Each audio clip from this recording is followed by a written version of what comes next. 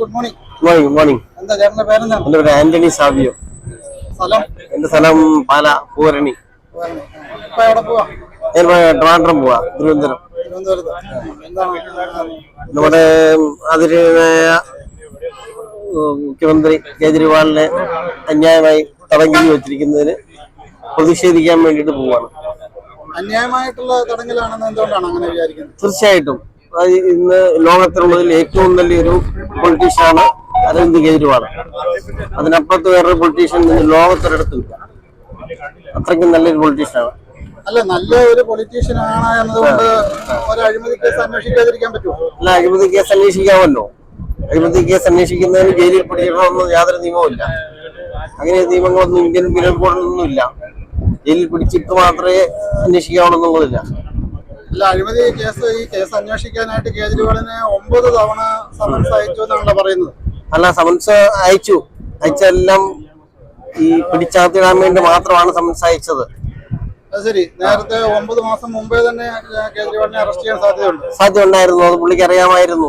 ഈ പ്രാവശ്യം അറസ്റ്റ് ചെയ്യുന്നുള്ളതും അറിയായിരുന്നു, അന്ന് വരുമെന്നുള്ളതും അറിയാമായിരുന്നു. നമ്മുടെ തോമസ് ഐസക്കിന് ഇതുപോലെ സമൻസ് കിട്ടിയപ്പോൾ അദ്ദേഹം കേരള ഹൈക്കോടതിയിൽ പോയിട്ട് ആ സമൻസിൽ നിന്ന് എന്തെങ്കിലും ഒരു സംരക്ഷണം ഇതുവരെയും തോമസ് ഐസക്കിനെ അറസ്റ്റ് ചെയ്തിട്ടില്ല. അപ്പൊ കേജ്രിവാളിനെ മാത്രം എന്താണ് അങ്ങനെ അറസ്റ്റ് ചെയ്തത്? അത് ചെയ്യാന്ന് പറഞ്ഞാല് BJPയുടെ ഒരു ദുഷ്ടലാക്കൂടെയുള്ള പ്രവർത്തനങ്ങൾ മാത്രമാണ്. കേജ്രിവാൾ ഒരു ചെറിയ മനുഷ്യനാകപ്പാടെ ഡൽഹിയിലുണ്ട്, പഞ്ചാബിലുണ്ട്. അപ്പൊ ഈ 2 സംസ്ഥാനങ്ങളിൽ മാത്രമല്ലേ അദ്ദേഹത്തിന്റെ പാർട്ടി?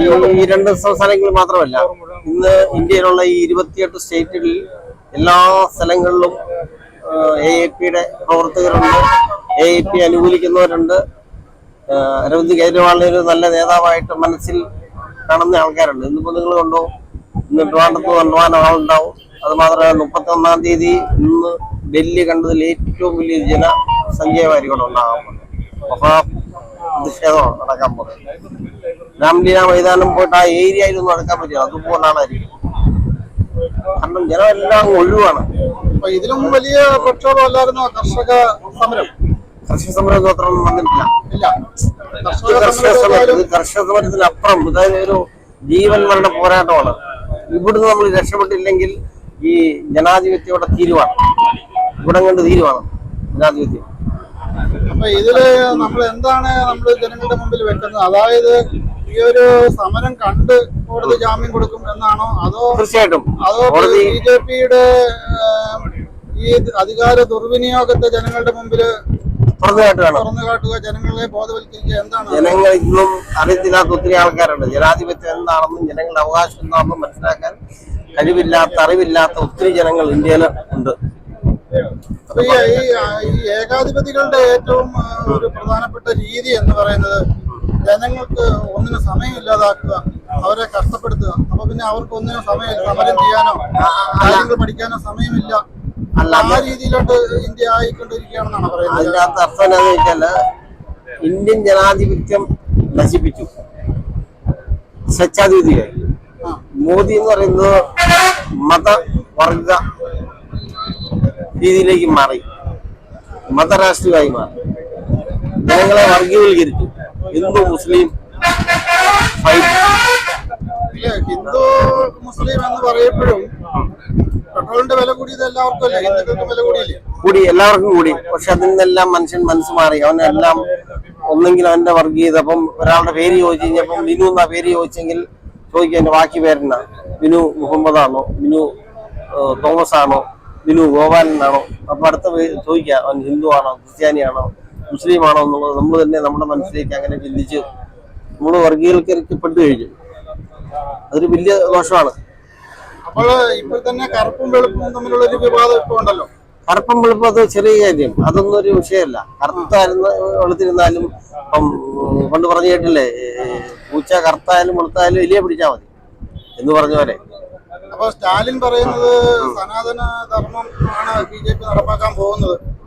അങ്ങനെ വന്നു കഴിഞ്ഞാല് ഭൂരിഭാഗം ജനങ്ങളും അടിമകളാകും, പഴയ ജാതി വ്യവസ്ഥ വരുമല്ലോ. അവര് സവർണ ഹിന്ദുക്കളാണല്ലോ BJP. സവർണ ഹിന്ദുക്കൾക്ക് മാത്രമേ പ്രയോജനം ഉണ്ടാവുള്ളൂ എന്നാണ്. തീർച്ചയായിട്ടും ബാക്കിയുള്ളൊരു ലളിതന്മാരും ബാക്കിയുള്ള എല്ലാ ജാതി ആൾക്കാരും തിരസ്കരിക്കപ്പെടും. അപ്പൊ അതിന്റെ ഒരു ഭാഗമാണ് മണിപ്പൂർ ഇപ്പൊ ചെയ്യുന്നത്. ഇപ്പൊ ക്രിസ്ത്യാനികളെ അവിടെ മുസ്ലിംസ് കുറവാണ് നോർത്ത് ഈസ്റ്റില്. അപ്പൊ അവിടെ ക്രിസ്ത്യാനികളെ അടിച്ചൊതുക്കുന്നു. അവിടെ അടിച്ചൊതുക്കി അവിടുന്ന് പതുക്കെ ഒറീസ വഴി ഇങ്ങോട്ട് വരുന്നു. ഒറീസ, ജാർഖണ്ഡ്, ഗ്രഹാം സ്റ്റെയിൻസിനെ കത്തിച്ചതൊക്കെ കോൺഗ്രസിന്റെ ഭരണകാലത്തല്ലായിരുന്നോ? അതെ, കോൺഗ്രസ് അന്ന് നിഷ്ക്രിയമായിട്ടിരുന്നുകൊണ്ടാണ് സംഭവിച്ചത്. അതുപോലെ ഗുജറാത്ത് കലാപവും കോൺഗ്രസിന്റെ കാലത്തായിരുന്നു. അന്ന് കോൺഗ്രസ് ചെയ്യാൻ ഒറ്റ കാര്യം അമിത്ഷായും മോദിയും പിടിച്ചകത്തിടാനുള്ള അവസരം കൊടുത്തിട്ട് പിടിച്ചിടാതെ പോയതാണ് ഏറ്റവും വലിയ തെറ്റ്. അന്നകത്തിടാമായിരുന്നു. അവർ ചെയ്തൊരു കൈപ്പശമാണ്. ശക്തമായ ഒരു തീരുമാനം അന്നത്തെ ഭരണാധികാരികളിൽ നിന്നുണ്ടാകാത്തതുകൊണ്ടാണ്. തീർച്ചയായിട്ടും. അതല്ലെങ്കിൽ സ്പഷ്ടമായിട്ടും മോദി കണ്ണടച്ചാണുള്ള യുദ്ധം ഇതുണ്ടാക്കിയത്. എത്ര ആൾക്കാരെ കൊന്നു? 100 കണക്കിന് ആൾക്കാരെ, 100 ആയിരക്കണക്കിന് ആൾക്കാരെ മുസ്ലിംസിനെ കൊന്നു. അപ്പൊ അതുകൊണ്ടാണോ കേസൊന്നും ഇല്ലാഞ്ഞിട്ടും കേജ്രിവാളിനെ അറസ്റ്റ് ചെയ്യുന്നത്? ശക്തമായിട്ട് പ്രതിപക്ഷത്തെ ഒതുക്കുക. തീർച്ചയായിട്ടും. ആ ഒരൊറ്റ ലക്ഷ്യം മാത്രം, കേജ്രിവാളിനെ എങ്ങനെ ഒതുക്കിയെടുക്കുക, കേസില്ലെങ്കിൽ ഒതുക്കുക. പുള്ളി എങ്ങനെയായാലും ഇല്ലെന്നാക്കാൻ വേണ്ടി ശ്രമിക്കുന്നത്. പക്ഷെ അതുകൊണ്ട് കാര്യമില്ല. അകത്ത് കിടക്കുന്ന കേജ്രിവാളാണ് പുറത്ത് നിൽക്കുന്ന കേജ്രിവാളിനെക്കാളും ശക്തനായ നേതാവായി മാറുന്നത്. കേജ്രിവാളിനെ ശക്തമാക്കും. അപ്പൊ ആം ആദ്മി പാർട്ടി തന്നെ ഇല്ലാതായി പോകും എന്നുള്ളൊരു പ്രതീക്ഷ ഒരിക്കലും സ്വച്ഛാധിപത്യം ഒരിക്കൽ താഴെ പോകും. എത്ര വലിയ സ്വച്ഛാധിപതിയാണ് ഒരു സമയം കഴിയുമ്പോൾ അവന്റെ സമയം കഴിയുമ്പോൾ തീരും. ഇപ്പൊ ഹിറ്റ്ലർ താഴെ പോകാൻ കാരണം ലോകമഹായുദ്ധം വന്നവര് അല്ല, ഹിറ്റ്ലർ ഒന്നല്ല, ബാക്കി എല്ലാ രാജ്യങ്ങളും കൂടെ അവനെതിരെ വന്നു. റഷ്യ കയറി പിടിച്ചു, അമേരിക്ക വന്നു, UK വന്നു, ബ്രിട്ടൻ വന്നു, എല്ലാരും വന്നു. ഇന്നിപ്പം ലോകത്തിലുള്ള വൻ ശക്തികള് റഷ്യ, ചൈന, ഇവരാരെങ്കിലും നമ്മൾ ഇന്ത്യക്കാരെ രക്ഷിക്കാൻ വേണ്ടി വരുമെന്നൊരു പ്രതീക്ഷയുണ്ടോ? അല്ല, അവര് പറയുന്നത് നമ്മുടെ ആഭ്യന്തര കാര്യമാണല്ലോ. അവരുണ്ടെന്ന് ആവശ്യമില്ല. അപ്പൊ ആഭ്യന്തര കാര്യം എന്ന് പറഞ്ഞു കഴിഞ്ഞാല് ഇന്ത്യക്കാരെ കുറച്ചുപേരെ അങ്ങ് അടിമയായിട്ട് ഒരു സ്വേച്ഛാധിപതി ഭരിക്കട്ടെ, ഞങ്ങൾക്ക് എന്താണ് കാര്യം? അല്ല, അതിന് ഇന്നലെ മിനിയാന്ന് കുവൈറ്റ് ഒരു ആരോ പറഞ്ഞിരുന്നല്ലോ, ഇന്നലെ അമേരിക്കക്കാരി ജർമ്മനി പറഞ്ഞു അവര് പറഞ്ഞു. അപ്പൊ അങ്ങനെയുള്ള ഒരു ലോകം മൊത്തം ശ്രദ്ധിക്കുന്ന ഒരു ഇന്റർനാഷണൽ വാർത്തയായി മാറി. നമ്മുടെ മാധ്യമങ്ങളൊന്നും, ഗോദി മീഡിയ ഒന്നും ഇത് പറയുന്നില്ലെങ്കിലും ബാക്കിയുള്ള ലോകത്തുള്ള എല്ലാ മാധ്യമങ്ങളും ഇതിനെ ഹൈലൈറ്റ് ചെയ്യുന്നുണ്ട്. ഇപ്പൊ ചൈനയില് ഇതുപോലുള്ള ഒരു സ്വേച്ഛാധിപത്യ ഭരണം, അതല്ലെങ്കിൽ റഷ്യയില് ഇപ്പം പ്രതിപക്ഷ നേതാവിനെ തന്നെയാണ് ജയിലിൽ കൊന്നുകളഞ്ഞു. അപ്പൊ അതുപോലെ കൊന്നുകളഞ്ഞിട്ട് റഷ്യക്കൊന്നും സംഭവിച്ചിട്ടില്ല. പക്ഷെ ഇവിടെ ചൈനയിലെ ജനാധിപത്യമല്ല, ചൈന കമ്മ്യൂണിസമായിരുന്നു. അവിടെ ജനാധിപത്യം ഇല്ലായിരുന്നു, അത് സ്വേച്ഛാധിപത്യമായിരുന്നു. ചൈനയിലും അതെ, റഷ്യയിലും അതെ. അപ്പൊ നമ്മളും വേറൊരു ചൈനയോ റഷ്യയോ ആകാതിരിക്കാൻ വേണ്ടിയാണ് കേജ്രിവാളിനെ പോലുള്ള നല്ല നേതാക്കന്മാർ വരുന്നത്. അപ്പൊ ഞങ്ങളൊക്കെ അതിന് വേണ്ടിയില്ലേ ഈ പുറത്തു പോകുന്നത്. അല്ല, നമ്മൾ വിലയും കൂലിയും കളഞ്ഞിട്ട് വെറുതെ പോകേണ്ട ആവശ്യം. അപ്പൊ നമ്മുടെ ഈ സമരം കൊണ്ട് ഇന്ത്യയുടെ ഒരു രക്ഷയാണ് നമ്മൾ നോക്കുന്നത്. തീർച്ചയായിട്ടും നമ്മൾ രക്ഷപ്പെടും. കാരണം ബ്രിട്ടീഷുകാർ നമ്മളെ ചൂഷണം ചെയ്തു എന്നൊക്കെ ആൾക്കാർ പറയുന്നു. അതൊക്കെ വെറും തെറ്റായ രീതിയിലുള്ള ഇതാണ്. ഇന്നും ബ്രിട്ടീഷുകാർ ഇന്ത്യ ഭരിക്കുമായിരുന്നെങ്കിൽ ഇന്ത്യ കോമൺവെൽത്ത് കൺട്രീസ്, 56 രാജ്യങ്ങളാണെന്ന് തോന്നുന്നു കോമൺവെൽത്ത് കൺട്രീസ്, അതേപോലെ ഒരു നല്ല രാജ്യമായിട്ട് ഇന്ത്യയും വന്നിരിക്കും. അല്ല, ആദ്യകാലത്ത് കോമൺവെൽത്ത് കൺട്രീസ് എന്ന് പറഞ്ഞൊരു ഉണ്ടായിരുന്നു. അപ്പം ആ ഒരു രീതിയിൽ ഇന്ത്യ തന്നെ, ബ്രിട്ടീഷുകാർ തന്നെ നമ്മളെ ഭരിക്കുമായിരുന്നെങ്കിൽ ഇന്ത്യ സമ്പന്നമായി, വളരെയധികം സമ്പന്നമായി മാറിയത്. ബ്രിട്ടീഷുകാരുടെ ഭരണ കീഴിലല്ലേ ഈസ്റ്റ് ഇന്ത്യ കമ്പനി ആധിപത്യം നേടുകയും പിന്നെ ബംഗാളിലെ ഫാമിന് ഇത്രയും പേര് പട്ടിണി കിടന്ന് മരിച്ചില്ലേ ബ്രിട്ടീഷുകാരുടെ ഭരണകാലത്ത്? ഇതൊന്നും അറിയില്ലാഞ്ഞിട്ടാണ്, അതായത് ചരിത്രത്തിനെ കുറിച്ച് അറിയില്ലാഞ്ഞിട്ടാണ് ആൾക്കാർ പറയുന്നത്. യഥാർത്ഥത്തില് ബ്രിട്ടീഷുകാർ വന്നില്ലായിരുന്നെങ്കിൽ ഇന്ത്യൻ യൂണിയൻ എന്ന് പറയുന്ന സംഭവം ഉണ്ടാവില്ലായിരുന്നു. ഇന്ത്യ എന്ന് പറഞ്ഞ 621 നാട്ടുരാജ്യങ്ങളെ സർദാർ പട്ടേൽ ബ്രിട്ടീഷ് ഫോഴ്സിനെ മുൻനിർത്തിയാണ് ഇന്ത്യൻ യൂണിയൻ ഉണ്ടാവുന്നത്. ഇതില്ലായിരുന്നെങ്കിൽ ഇന്ത്യ ഉണ്ടാവില്ലായിരുന്നു. നമ്മുടെ തിരുവനന്തപുരം മാർത്താണ്ഡവർമ്മ രാജാവ്, ഇവിടെ എന്താ പറയുക, തിരുവിതാംകൂർ, കൊച്ചി മഹാരാജാവ്, അറക്ക രാജാവ്, അങ്ങനെ 100,000 രാജ്യങ്ങളായിട്ടുള്ള ഒരു ചെറിയ പോയപ്പോഴും ഈ രാജ്യങ്ങളുണ്ടല്ലോ. അതിനുശേഷം വന്ന നെഹ്റുവും അല്ലല്ല ബ്രിട്ടീഷുകാരാണ് ഇവര് ഇന്ത്യൻ യൂണിയൻ ഉണ്ടാക്കി, ഇന്ത്യൻ പാർലമെന്റ് ഉണ്ടാക്കി അന്നത്തെ കാലത്ത് തന്നെ എല്ലാ MP-മാർക്കും കൂടെ മീറ്റിങ്ങിനുള്ള സ്ഥലം പാർലമെന്റ് ഏറ്റവും നല്ലൊരു ബിൽഡിംഗ് ആണ്. ലോകത്തുള്ളതിൽ ഏറ്റവും നല്ല ബിൽഡിങ്ങുകളൊന്നാണ് ഇന്ത്യൻ പാർലമെന്റ്. വെച്ച് നോക്കുമ്പോൾ ഇപ്പൊ മോദി ഉണ്ടാക്കിയിരിക്കുന്ന ബിൽഡിംഗ് അതിലും ഭയങ്കര വലുതാണെന്നല്ലേ പറയുന്നത്? ആണ്. ജനാധിപത്യം കൂടുതൽ മെച്ചപ്പെടുമെന്നാണ് പറയുന്നത്. ഇല്ല, ഒരിക്കലും ഇല്ല. ജനാധിപത്യത്തിന് വേണ്ടി അനാവശ്യമായിട്ട് പൈസ ചെലവാക്കുന്ന നടത്തുന്നത് ജനങ്ങളുടെ പൈസയാണ്. ജനങ്ങളുടെ പൈസ, ഓരോ പൈസ ചെലവഴിക്കുമ്പോൾ നമ്മളിത് ശ്രദ്ധിക്കണം. എന്തിനു വേണ്ടി ചെലവഴിക്കുന്നു? ജനങ്ങളുടെ പൈസ എടുത്ത് ചെലവാക്കുമ്പോൾ കേജ്രിവാൾ എന്താ ചെയ്യുന്നത് വെച്ചാൽ, പുള്ളി ഇപ്പോഴും സാധാരണ റൊണാൾഡിന് പെന്ന് ഉപയോഗിക്കുന്നു, ഷർട്ട് ഉപയോഗിക്കുന്നു. വളരെ കുറഞ്ഞൊരു കോട്ട് പോലും ഇട്ട് പുള്ളിയെ കാണാറുണ്ടോ? ഒരിക്കലും ഇല്ല. സാധാരണ വളരെ ലളിതമായിട്ട് തന്നെ ജീവിക്കുന്ന ഒരാളാണ് കേജ്രിവാൾ. ജനങ്ങളുടെ പൈസ ഇന്നിപ്പം ഡൽഹിയില് എത്രയാണ് 14,500 കോടി രൂപ മിച്ചം വന്നു. അതെങ്ങനെ വന്നു? ഇന്ത്യയിലെ 28 സ്റ്റേറ്റ് ഉള്ളതിൽ ആകെ ഒരേ ഒരു സ്റ്റേറ്റേ ഉള്ളൂ മിച്ച ബഡ്ജറ്റ് ഉള്ളത്, അത് ഡൽഹിയാണ്. എന്തുകൊണ്ടാണ്? അവിടെ ഹെൽത്ത് ഫ്രീ കൊടുക്കുന്നു, എഡ്യൂക്കേഷൻ ഫ്രീ കൊടുക്കുന്നു, ട്രാൻസ്പോർട്ട് അതിഥി തൊഴിലാളികൾക്കും ബാക്കി ലേഡീസിനും അത് ഫ്രീ കൊടുക്കുന്നു, എല്ലാവർക്കും മിഡ് ഡേ മീൽ കൊടുക്കുന്നു, പഠിക്കാനുള്ള എല്ലാ സാധനങ്ങളും കൊടുക്കുന്നു, ഫ്രീ ആയിട്ട് പഠിപ്പിക്കുന്നു. കേജ്രിവാൾ എങ്ങനെയാണ് ഇതെല്ലാം കൊടുക്കുന്നത്? ഇപ്പൊ സാബു ഒക്കെ കൊടുക്കുന്നത് സാബുവിന്റെ കമ്പനി എന്നുള്ള ലാഭത്തിൽ നിന്ന് എടുത്തിട്ടാണോ ഈ കൊടുക്കുന്നത്, അതോ ഏതെങ്കിലും വിദേശ ഫണ്ട് ഉപയോഗിച്ചിട്ടാണോ? ഇല്ലെങ്കിൽ ഇപ്പം ഡൽഹിയെക്കാളൊക്കെ എത്രയോ വ്യവസായങ്ങളുള്ള സംസ്ഥാനങ്ങളാണ് മഹാരാഷ്ട്രയും ഗുജറാത്തും ഒക്കെ. അവിടെ എന്താ എല്ലാം കള്ളന്മാര് ഭരിക്കുന്നതുകൊണ്ട് മാത്രമാണ്, മറ്റൊന്നും കൊണ്ടല്ല. ഞാൻ ഡൽഹിയിൽ ഉണ്ടായിരുന്ന ആളാണ്, എനിക്ക് അവിടുത്തെ കുറച്ച് ഭരണം കാര്യങ്ങളൊക്കെ അറിയാം. കൈക്കൂലി അഴിമതി എന്ന് പറഞ്ഞാൽ കോടിക്കണക്കിന് രൂപയാണ് ഇവർ മേടിക്കുന്നത്. അപ്പൊ ഈ കള്ളന്മാരുണ്ടാക്കി മോഷ്ടിക്കുന്ന ഈ രാഷ്ട്രീയക്കാർ അഴിമതിയിലൂടെ അല്ലെങ്കിൽ കമ്മീഷനിലൂടെ ഉണ്ടാക്കുന്ന പൈസ എവിടെ പോകുന്നു? അതെല്ലാം പുറത്തോട്ട് പോകുന്നു, പൈസ പുറത്തു പോകുന്നു. അവര് അടിപൊളിയായിട്ട് ജീവിക്കുന്നു, സുഖമായിട്ട് ജീവിക്കുന്നു. അല്ല, പുറത്തു പോയ പൈസ എല്ലാം കൊണ്ടുവരുമെന്നല്ലേ നരേന്ദ്രമോദി? മോദി ഉമ്മ പറഞ്ഞല്ലേ, മനുഷ്യ പരിചയല്ലേ? അത് ഇന്ത്യയിൽ ആരും ചോദിക്കുന്നില്ല. ഇന്ന് BJP ചോദിക്കാൻ ആർക്കും ധൈര്യമില്ലല്ലോ. 15 വർഷം 10 വർഷം മുമ്പ് പറഞ്ഞല്ലോ, 2014 ഇലക്ഷൻ മുമ്പ് പറഞ്ഞു പുറത്തുപോയ പൈസ എല്ലാം ഞാൻ കൊണ്ടുവരും, എല്ലാം കൊണ്ടുവരും എന്ന് പറഞ്ഞു. 15 ലക്ഷം രൂപ അക്കൗണ്ടിൽ വലിയ എമൗണ്ട് ആയതുകൊണ്ടായിരിക്കും കൊണ്ടുവരാൻ ബുദ്ധിമുട്ടുന്നത്. 2050 ആകുമ്പോഴത്തേക്ക് എത്തിക്കുമായിരിക്കില്ലേ? 47 കൊണ്ടുവരുന്ന പറഞ്ഞേ. 2047 10-20 കൊല്ലം കൂടെ അദ്ദേഹത്തിന് ഭരണം കൊടുത്തു കഴിഞ്ഞാല് എമൗണ്ട് കൂടി പോകുന്നതുകൊണ്ടാണ്. അത് പുള്ളിക്ക് അന്നേരം അബദ്ധം വരികയായിരുന്നു. പുള്ളി ആദ്യം പറഞ്ഞു 2022 എല്ലാവർക്കും വീടും എല്ലാ സൗകര്യവും കൊടുക്കുമെന്ന് പുള്ളി പറഞ്ഞു. 14 പറഞ്ഞു 22 എല്ലാം കൊടുക്കുമെന്ന് പറഞ്ഞു. പക്ഷെ അത് കഴിഞ്ഞ് പിന്നെ അവസാനം മനസ്സിലായി 22 ആയപ്പോൾ പുള്ളി പറഞ്ഞു ഇപ്പൊ ഒന്നുമില്ല, 47 എല്ലാ സംഭവം കൊടുക്കുള്ളൂ എന്ന് പറഞ്ഞു. കാരണം അന്നേരം തന്നെ ആൾക്കാരും ചത്തു പോകും, പുള്ളി ചത്തു പോകും. അല്ല, 47 വരെ മോദി ജീവിച്ചിരിക്കുമെന്നുള്ളതാണ്. ഇല്ല, പുള്ളി ജീവിച്ചിരിക്കുകയല്ലോ. പുള്ളി അതിനുമ്പ് ഒന്നെങ്കിൽ തന്നെ ആരും കൊന്നുകളയും, അല്ലെങ്കിൽ തന്നെ ഒന്നുമല്ല. അങ്ങനെ ആവശ്യമില്ലല്ലോ. ഇത് നുണയല്ലേ പറഞ്ഞത്? ജുംല നുണ പറയുക എന്ന് മാത്രമേ ഉള്ളൂ, വേറെ ഒന്നുമില്ലല്ലോ. അമിത്ഷായും മോദി എന്നുള്ള എല്ലാ സത്യം എന്തെങ്കിലും പറഞ്ഞിട്ടുണ്ട്. നോട്ട് നിരോധിച്ചപ്പോ പറഞ്ഞത് 50 ദിവസത്തിനുള്ളിൽ ഇന്ത്യയിലെ അഴിമതി എല്ലാം തീരുമെന്നല്ലേ? അപ്പൊ പിന്നെ എങ്ങനെയാണ് ഇവിടെ പിന്നെ അഴിമതി നിൽക്കുന്നത്? അഴിമതി അവര് തന്നെയാണ് ഏറ്റവും വലിയ കള്ളനോട്ട് അടിച്ച് അവര് തന്നെയാണ്. ഇപ്പം ഇലക്ട്രിക് ബോണ്ട് അത് സംഘടിതമായ ഇൻസ്റ്റിറ്റ്യൂഷണൽ കറപ്ഷനാണ്. ഇതാരും ചോദ്യം ചെയ്തതുകൊണ്ടാണ്. മോദി പറയുന്നൊന്നും നടപ്പാകുന്നില്ല എന്നാണ്. അപ്പൊ വേറെ ആരാണ് ഭരിക്കുന്നത്? ഇന്ത്യ ഭരിക്കുന്നത് ആരാണ്?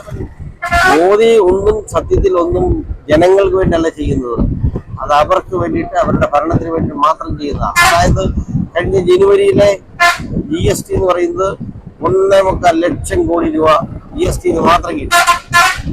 ഈ GSTക്ക് അപ്പുറത്ത് വേറെ ഇന്ത്യയുടെ വരുമാനം എന്ന് പറയുന്നത് പെട്രോൾ, ഡീസൽ GST വന്നിട്ടില്ല.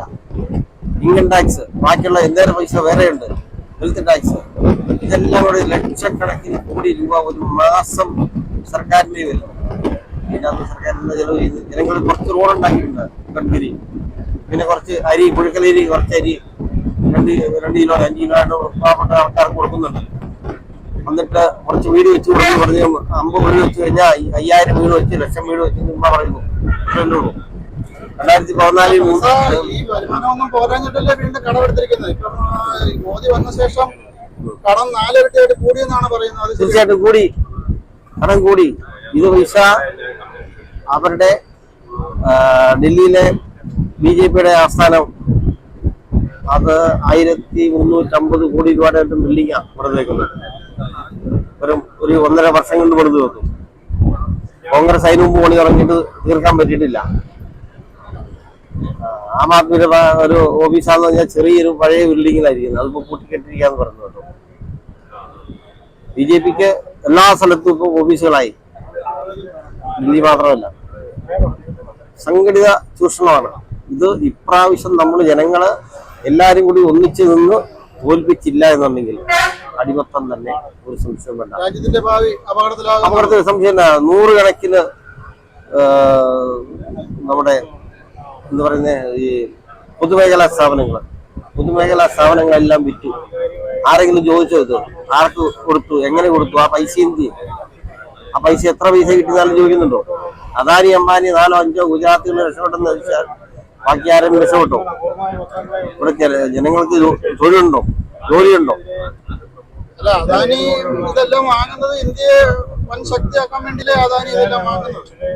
അദാനി വാങ്ങി, അതിപ്പോ പറയുന്നതെല്ലാം ഇന്ത്യ ഉണ്ടാകാൻ വേണ്ടാന്ന് പറയുന്നു. ആരെങ്കിലും വായോ? ഇന്നും ജനങ്ങളുടെ പർച്ചേസിംഗ് പവർ വളരെ താഴെ പോയി. സാധാരണക്കാരെ എല്ലാം, ഞാൻ സാധാരണക്കാരെ കണ്ടുകൊണ്ടിരിക്കുന്ന മനുഷ്യനാണ്. വളരെ ബുദ്ധിമുട്ടിയാണ് കർഷകരുടെ. കേരളത്തിലെ കർഷകരെന്നല്ല, ഇന്ത്യയിലെ കർഷകർ മൊത്തത്തിൽ തകർന്ന് തരിപ്പണമായി നിൽക്കുകയാണ്. ഒരു മനുഷ്യൻ ജീവിക്കാൻ മാർഗമില്ല. സർക്കാർ ഉദ്യോഗസ്ഥരല്ലാതെ വേറെ സാധാരണക്കാരന് ജീവിക്കാൻ മാർഗമില്ല. നമ്മുടെ ചെറുപ്പക്കാരെന്തുകൊണ്ട് ഇന്ത്യ വിട്ടു പോന്നേ? ഈ ബ്രിട്ടീഷുകാര് നമുക്ക് ശല്യമായിരുന്നു പറഞ്ഞ പിന്നെ ഈ ബ്രിട്ടനിലേക്ക് എന്തിനാ ആൾക്കാർ 15 ലക്ഷം 20 ലക്ഷം കൊടുത്ത് ഈ പിള്ളേരെല്ലാം പിന്നെ എന്തിനാ അങ്ങോട്ട് പോന്നേ? അവർ ശല്യക്കാരായിരുന്നു, പിന്നെ എന്തിനാ അങ്ങോട്ട് പോന്നേ? അതിന്റെ ആവശ്യമുണ്ടോ? അവര് നമ്മുടെ ശത്രുവായിരുന്നു, നമ്മളെ തോപ്പിക്കാൻ വേണ്ടി വന്ന ആൾക്കാരാണെങ്കിൽ പിന്നെ എന്തിനാണ് ഇവിടുന്ന് ആൾക്കാര് ഉള്ളത് വിറ്റ് പറക്കി 10 സെന്റ് സ്ഥലം ഉള്ളത് പോലും വിറ്റ് പറക്കി കടവും വായ്പയും മേടിച്ച് 15 ലക്ഷം 20 ലക്ഷം കൊടുത്ത് നേരെ UK പോകുന്നതിനാണ്. അല്ല, UK-ല് അന്ന് ബ്രിട്ടീഷുകാരുടെ ഭരണം എന്ന് വെച്ചാല് ഇപ്പൊ അദാനി പോലെ ഈസ്റ്റ് ഇന്ത്യ കമ്പനി വന്ന് മൊത്തം വാങ്ങിയെടുത്തു. ഒരിക്കലും ഇല്ല. ഭരണം ആയതുകൊണ്ടല്ലേ, അല്ല ബ്രിട്ടീഷുകാരുടെ ഭരണം അല്ലായിരുന്നല്ലോ. കാരണം ഒരു കാര്യം പറഞ്ഞുതരാം. ഇന്ത്യൻ റെയിൽവേ നടത്തുന്ന ലോകത്ത് തന്നെ ഏറ്റവും വലിയ രണ്ടാമത്തെ എംപ്ലോയീസ് ഉള്ള സംവിധാനമാണ് ഇന്ത്യൻ റെയിൽവേ. അതാരുണ്ടാക്കിയതാണ്? കോൺഗ്രസ് സർക്കാർ ഉണ്ടാക്കിയതല്ലേ? കോൺഗ്രസ് സർക്കാർ തന്നെ ഉണ്ടാക്കിയത്, ബ്രിട്ടീഷുകാരുണ്ടാക്കിയത്. കോൺഗ്രസ് ഒന്നും ഉണ്ടായിട്ട് പോലുമില്ല. 1850 കിലോമീറ്ററാണ് റെയിൽവേ തുടങ്ങുന്നത്. ആ സമയത്ത് ഉണ്ടാക്കിയ റെയിൽവേ അത് കോൺഗ്രസ്സുകാരൊന്നും കോൺഗ്രസ് ഒന്നും ഉണ്ടായിട്ടില്ല, ബ്രിട്ടീഷുകാരുണ്ടാക്കിയതാണ്. ഈ ഇന്ത്യയിലെ ജനങ്ങളുടെ സംരക്ഷണത്തിനും അവരുടെ സൗകര്യത്തിനും വേണ്ടിയാണ് ഇത് ചെയ്തത്. അന്നത്തെ കാലത്ത് പ്രകൃതി വിഭവങ്ങള് കമ്പനിക്ക് ഒന്നുമില്ല. അവര് കച്ചവടം ചെയ്തു. ബ്രിട്ടീഷുകാർ കച്ചവടം ചെയ്യാനോട് വന്നു. അവര് കുരുമുളകോ സുഗന്ധവ്യഞ്ജനങ്ങളോ ഏലക്കായോ എല്ലാം കൊണ്ടുപോയിട്ടുണ്ടെങ്കിൽ അവരിവിടെ കൃഷി ചെയ്ത് ഏലം, പാമ്പാടും പറയുന്ന സ്ഥലം അറിയാമോ? പീരുമേട് അപ്പുറം അവിടെയൊക്കെ ഏലത്തോട്ടം വെച്ചത് ഇവരാണ്. KK റോഡ് ഉണ്ടാക്കിയവരാണ്. വാഗമൺ റോഡ് ഉണ്ടാക്കിയവരാണ്. വയനാട് ചുരം റോഡ് ഉണ്ടാക്കിയത് ഇവരാണ്. ബ്രിട്ടീഷുകാരില്ലായിരുന്നു ഇതൊന്നും ഉണ്ടാവില്ലായിരുന്നു. മോദി ഭരണത്തെക്കാളും മെച്ചം പഴയ ബ്രിട്ടീഷ് ഭരണം. 100% ഇരട്ടി നല്ലതായിരുന്നു. ബ്രിട്ടീഷുകാർ ഭരിക്കുമായിരുന്നില്ല ഇന്ത്യ. അപ്പൊ ആം ആദ്മിയുടെ ഭരണമാണോ അത് ബ്രിട്ടീഷുകാരുടെ ഭരണമാണോ ചേട്ടന് ഇഷ്ടം? ഇനിയിപ്പം ബ്രിട്ടീഷുകാർ ഭരിക്കാൻ വരികയല്ല, അതുകൊണ്ട് ആം ആദ്മി തന്നെ ഭരിക്കുന്നതാണ് നല്ലത്. കാരണം ആം ആദ്മിയുടെ ഭരണം ബ്രിട്ടീഷുകാരെക്കാളും മെച്ചപ്പെടുവാൻ സാധ്യതയുണ്ടോ? കാരണം സാധ്യതയുണ്ടോ എന്ന് ചോദിച്ചാൽ റിസോഴ്സ് കുറവാണ്, എങ്കിലും നന്നാവും. കാരണം കേജ്രിവാൾ ചെയ്യുന്ന ഒറ്റ കാര്യം, ഒരു സമൂഹം നന്നാണെന്നുണ്ടെങ്കിൽ ഒന്ന് മനുഷ്യൻ നന്നാകണം, എഡ്യൂക്കേഷൻ കൊടുക്കണം. എഡ്യൂക്കേഷൻ, ഹെൽത്ത്, ഈ 2 കാര്യങ്ങളിൽ ഒരാൾ നല്ലൊരാളാന്ന് പറയും. ഇപ്പം നമ്മളൊരാളെ കാണുന്നു, ഒരു യൂറോപ്പിനെ കാണുന്നു, നല്ലൊരാളാന്ന് പറയുമ്പം അവന്റെ ആരോഗ്യം, അവന്റെ സാമൂഹിക പശ്ചാത്തലം അത് നല്ലതാണെങ്കിൽ മാത്രമേ നമുക്ക് പറയാൻ പറ്റില്ല. അതാണ് കേജ്രിവാൾ ചെയ്യുന്നത്. കേജ്രിവാളിന്റെ ബഡ്ജറ്റിന്റെ 23% എഡ്യൂക്കേഷന് വേണ്ടി മാത്രമാണ് ചെലവഴിക്കുന്നത്. ഹെൽത്ത് 13% വിദ്യാഭ്യാസത്തിന് കൊടുത്തു കഴിഞ്ഞാല് സർക്കാർ ഉദ്യോഗസ്ഥർക്ക് എങ്ങനെ ശമ്പളം കൊടുക്കും? സർക്കാർ ഉദ്യോഗസ്ഥർക്ക് ശമ്പളം കൊടുത്ത് പിന്നെയും പൈസ മിച്ചമുണ്ട്. ഡൽഹി എന്ന് പറയുന്നത് ഡൽഹിയുടെ മെയിൻ വരുമാനം എക്സൈസ് ഡ്യൂട്ടിയാണ് കിട്ടുന്നത്. GST പൈസ കിട്ടുന്നു. GST പൈസ കണ്ടമാനം പൈസ കിട്ടുന്നത്. കോടിക്കണക്കിന് രൂപയുടെ വരുമാനമുണ്ട്. കെജ്രിവാൾ പറഞ്ഞേക്കുന്നത് നിങ്ങൾ കക്കാതെ പൊട്ടിക്കാതെ ആ പൈസ ഇങ്ങന്ന് വെച്ചാൽ മതി, ഞാൻ നിങ്ങൾക്ക് വേണ്ടി തിരിച്ചു തരാമെന്ന് പറഞ്ഞു. അത് അവിടുത്തെ ബിസിനസ്സുകാർ ചെയ്യുന്നുണ്ട്. ഡൽഹിയിലാണ്ട് 2-3% സ്ഥലമേ കൃഷിക്കുള്ളൂ, ബാക്കിയെല്ലാം സർവീസ് സെക്ടറാണ് ഡൽഹി എന്ന് പറഞ്ഞു. 29 സ്റ്റേറ്റ് ഉണ്ടായിരുന്നു നേരത്തെ, ഇപ്പൊ 28 സ്റ്റേറ്റിൽ നിന്നുള്ള ആൾക്കാരാണ് ഡൽഹിയിൽ താമസിക്കുന്നത്. അപ്പൊ എല്ലാവരും സർവീസ് സെക്ടറിലാണ്. അപ്പം അവരോട് പറഞ്ഞു നിങ്ങൾക്ക് വേണ്ട സൗകര്യങ്ങൾ ഞാൻ ചെയ്തു തരാം. ഇപ്പൊ കേരളത്തില് ആം ആദ്മി ഭരണം വന്നു കഴിഞ്ഞാല് കേരളത്തില് ഡൽഹിയെ പോലെ തന്നെ സൗകര്യങ്ങൾ കിട്ടുമെന്നാണ് പറയുന്നത്. കേരളത്തിൽ അത്രയും ചെയ്യാൻ പറ്റില്ല. ഇല്ല, കേരളത്തിൽ അത്രയും വരുമാനമില്ല. കേരളത്തില് കൃഷിക്കുള്ള ഭൂമിയുണ്ട്, കൃഷിയില്ല. കേരളത്തിൽ കൃഷിക്കുള്ള സ്ഥലം ഇല്ല, അത് മനസ്സിലാക്കാനില്ല. കേരളത്തിൽ നാണ്യവിളകൾ മാത്രം ചെയ്യാനാണ്. അതായത് കുരുമുളക്, അടയ്ക്ക, ഗ്രാമ്പു, ഏലക്ക, ജാതിക്ക, അങ്ങനത്തെ കുറച്ച് കൃഷി ചെയ്യാനുള്ള സ്ഥലങ്ങൾ മാത്രമേ കേരളത്തിലുള്ളൂ. അല്ലാതെ ബാക്കിയുള്ള നെൽവയലുകളൊന്നും ഇല്ല. നെല്ല് ആവശ്യമില്ലാത്ത സാധനമാണ്. കേരളത്തിലെ നെല്ല് കൃഷിയെ നമ്മൾ നശിപ്പിച്ച് നിർത്തണം ആദ്യമായിട്ട്. ഇത്രയും വെള്ളം കിട്ടുന്ന സ്ഥലം, നല്ല ഫലഭൂയിഷ്ടമായ സ്ഥലമുള്ള സ്ഥലത്ത് നമ്മൾ ഈ 1/2 ഏക്കർ സ്ഥലത്തോ 10 സെന്റ് സ്ഥലത്തോ നെല്ല് കൃഷിയല്ല ചെയ്യേണ്ടത്. പഞ്ചാബിലും രാജസ്ഥാനിലും ആന്ധ്രാപ്രദേശിലും ആയിരക്കണക്കിന് ഏക്കർ സ്ഥലമുണ്ട്. അത് മെക്കനൈസ്ഡ് ആയിട്ട് നമ്മൾ നല്ല രീതിയിൽ കൃഷി ചെയ്യണം. അരി അവിടെ നമുക്ക് ട്രെയിൻ സൗകര്യം കൊണ്ടുവരാമല്ലോ. പിന്നെ ഇവിടെ 1/2 ഏക്കറുള്ളതിന്റെ കൃഷി, അരി വാഴ വെക്കുന്നതിന്റെ വാഴ വെട്ടി കളയുന്ന അച്ഛമാവിന്റെ ഭാവം കാണിക്കാൻ പാടുണ്ടോ? കേരളത്തിൽ ചെയ്യുന്ന ഏലകൃഷി രാജസ്ഥാനിൽ പോയി ചെയ്യാൻ പറ്റുമോ? ഇവിടെ ചെയ്യുന്ന ജാതിക്ക രാജസ്ഥാനിലും ആന്ധ്രാപ്രദേശിലും കൊണ്ടുവെക്കാൻ പറ്റുമോ? മതി, തീർച്ചയായിട്ടും. അതായത് ഗൾഫ് രാജ്യക്ക് കൊടുത്തേക്കുന്ന പെട്രോളിയം പ്രോഡക്റ്റ് ദൈവം കൊടുത്ത പോലെ, ദൈവം ഉണ്ടോ എന്നറിയില്ല, സത്യം, ആ ഒരു ശക്തി കൊടുത്തേക്കുന്ന ആ ഒരു റിസോഴ്സ് കേരളത്തിന് കരിമണൽ എന്ന് പറഞ്ഞ സംഭവം കൊടുത്തിട്ടുണ്ട്. ആ കരിമണൽ ആ ഒരു കുറച്ച് ഏരിയയിൽ മാത്രമേ ഉള്ളൂ. അത് നമ്മൾ ഓരോ തിര വരുമ്പോഴും അത് വരുന്നു, അടുത്ത തിരക്ക് പോകുന്നു. ഒരു വേലിയേറ്റം ഉണ്ടാകുമ്പോൾ തിരിച്ചു പോകുന്നു. അത് നമ്മൾ ഉപയോഗിക്കാത്ത നമ്മുടെ മണ്ണത്തരം കണ്ട് നമ്മൾ ചെയ്യുന്നില്ല. അത് കരിമണൽ കടത്തപ്പെട്ടുള്ള ആൾക്കാർ ഉണ്ട്. അവര് മാത്രം സമ്പന്നരാകുന്നു. ഒരു ഗുണം ഉണ്ടായിട്ടില്ല. അത് ഗുണം ഉണ്ടായില്ല. അത് നമ്മുടെ ഭരണകർത്താക്കള് കള്ളന്മാരായത് മാത്രമാണ്. അത് നമ്മൾ നല്ല രീതിയിൽ എടുക്കുകയാണെങ്കിൽ, നിങ്ങൾക്ക് അറിയാമോ, നമ്മുടെ ഒറീസയിലും ബീഹാറിലും നെൽബാദിലും ഉള്ള റിസോഴ്സ് എടുത്താൽ മാത്രം ഇന്ത്യ നന്നായിട്ട് ജീവിക്കാൻ, എല്ലാവർക്കും ജീവിക്കാനുള്ള റിസോഴ്സ് ഉണ്ട്. ആ റിസോഴ്സ് നമ്മൾ ഇന്നുകൊണ്ട് ഉപയോഗിക്കുന്നില്ല. ഈ ഇവിടുന്ന് ഒരു ടൺ അയണോർ നമ്മളിവിടുന്ന് 30 രൂപയ്ക്കും 40 രൂപയ്ക്കും ടണ്ണിന് കൊടുക്കുന്നു. അത് നേരെ സൗദി കൊറിയയിലും ഇവിടെ ഓസ്ട്രേലിയയിലൊക്കെ പോയിട്ട് അവിടെ തിരിച്ച് കമ്പിയായിട്ട് തിരിച്ചു വരുമ്പോൾ നമ്മൾ 50 രൂപയ്ക്കും 40 രൂപയ്ക്ക് ആ കമ്പി തിരിച്ചു മേടിക്കുന്നു കിലോയ്ക്ക്. ലോകത്തിലെ ഏറ്റവും വലിയ സ്റ്റീൽ ഉൽപാദകർ ഇന്ത്യക്കാരല്ലേ? മിത്തല് അതെ. പക്ഷെ അത് അവര് മാത്രം കുറച്ചു പേര് നിന്നായിട്ടുള്ളൂ. സത്യത്തിൽ അഴിമതി ഇല്ലാതെ ഇന്ത്യ ഭരിക്കുകയാണ്. ഇന്ത്യയിൽ എന്തിന്റെ കുറവാണുള്ളത്? 365 ദിവസവും കൃഷി ചെയ്യാൻ പറ്റിയ സ്ഥലമാണ് ഇന്ത്യ. ഇതുപോലെ വെള്ളമുണ്ട്. ബീഹാറിലുള്ള നദികൾ വേറെ എവിടെയാണുള്ളത്? നമ്മളെന്താ വിചാരിക്കുന്നത്? കാനഡയിലും അമേരിക്കയിലും 6 മാസം കൃഷി ചെയ്യാൻ പറ്റുള്ളൂ. അതായത് ഏപ്രിൽ തൊട്ട് ഒക്ടോബർ വരുന്ന സമയത്ത് യൂറോപ്യൻ രാജ്യങ്ങളിലെ അമേരിക്ക, കാനഡയുള്ള സ്ഥലങ്ങളിൽ കൃഷി ചെയ്യാൻ പറ്റുള്ളൂ. എന്നിട്ട് അവർ സമ്പന്നമായിട്ട് ജീവിക്കുന്നുണ്ടെങ്കിൽ എന്തുകൊണ്ടാണ്? അപ്പൊ കേരളത്തിലെ ഡൽഹിയിലെ പോലെ സൗജന്യങ്ങൾ അല്ലെങ്കിൽ ജനങ്ങൾക്ക് ഉപകാരപ്രദമായ കാര്യങ്ങൾ ചെയ്യാൻ പറ്റില്ല. ഉപകാരകാര്യങ്ങൾ ചെയ്യാൻ പറ്റും, പക്ഷെ ഡൽഹി കൊടുക്കുന്ന അതേ രീതിയിൽ ചെയ്യാൻ പറ്റില്ല. അല്ല, അതിനുള്ള നമ്മുടെ റിസോഴ്സ് ഇല്ല. കേരളം അത് മാത്രമല്ല, കേരളത്തിലെ ജനങ്ങൾ എന്ന് പറഞ്ഞാൽ ഒറ്റ സംസ്ഥാനത്തുള്ള ജനങ്ങളാണ്. കേരളത്തിന് പുറത്തുള്ള ജനങ്ങൾ കേരളത്തിൽ ജീവിക്കുന്നില്ല. അത് കുറച്ച് ബംഗാളികളുള്ളൂ. അവര് വരുന്നു. 40 ലക്ഷം ബംഗാളികളുണ്ട്. ബംഗാളിയല്ല, ആസാം, ബീഹാർ, ഒറീസ, 3.5 കോടി ജനങ്ങള്. അതില് 1 കോടിയോളം വെളിയിലായിരിക്കും. 80 ലക്ഷം 1 കോടിയോളം ജനം പുറത്തുണ്ട്. പിന്നെ ഉള്ളത് 2.5 അല്ലല്ല 3.5 കോടി ഇപ്പൊ കേരളത്തിലുണ്ട്. ബാക്കി 1 കോടിക്കടുത്ത് പുറത്തുണ്ട്. 3.5 കോടി ഉണ്ട്. അതില് തന്നെ 50 ലക്ഷം, അതായത് 1/2 കോടി. ഇത് 1/2 കോടിക്ക് മുകളിലുണ്ട്. നോർത്ത് ഇന്ത്യക്കാരാണെന്ന് പറയുമ്പോൾ തന്നെ. പക്ഷെ അവരൊക്കെ മിനിമം എഡ്യൂക്കേഷനിൽ താഴെയുള്ള ആൾക്കാരാണ്. അവര് ഒരു ലേബർമാരാണ്. ഒരു സ്കിൽഡ് ലേബേഴ്സ് പോലും വരുന്നില്ല. ഉള്ള കുറച്ച് സ്കിൽഡ് ലേബേഴ്സ് മാത്രമേ ഉള്ളൂ. കേരളത്തിലെ വിദ്യാഭ്യാസമുള്ള ജനങ്ങൾക്ക് ക്ഷാമമില്ലല്ലോ. കേരളത്തിലുള്ള എല്ലാവരും തന്നെ ഉന്നത വിദ്യാഭ്യാസം ഉള്ളവരല്ലേ? കേരളത്തിലെ എഡ്യൂക്കേഷൻ എന്ന് പറയുന്നത് ഇപ്പൊ തകർന്നുപോയി. അതായത് മാർക്സിസ്റ്റ് പാർട്ടി കഴിഞ്ഞ 15 വർഷം കൊണ്ട് കേരളത്തിലെ എഡ്യൂക്കേഷൻ തകർത്തു കളഞ്ഞു. ബംഗാള് 34 വർഷം അത് ഭരിച്ച് നശിപ്പിച്ചതുപോലെ കേരളത്തിലെ എഡ്യൂക്കേഷൻ നശിപ്പിച്ചു. ഇപ്പോഴത്തെ കേജ്രിവാൾ വന്ന് കേരളത്തിലെ വിദ്യാഭ്യാസ രംഗം വീണ്ടും ശക്തിപ്പെടുത്തിയാൽ കേരളം രക്ഷപ്പെടത്തില്ലേ? രക്ഷപ്പെടും. ഇപ്പോഴുള്ളതിലും മാറിനിൽക്കണം, ഒരു സംശയവും വേണ്ട. ഇപ്പോൾ ഉള്ളതിലും ഒത്തിരി ഉണ്ടാവും. അപ്പൊ ഓക്കെ. Okay, thank you.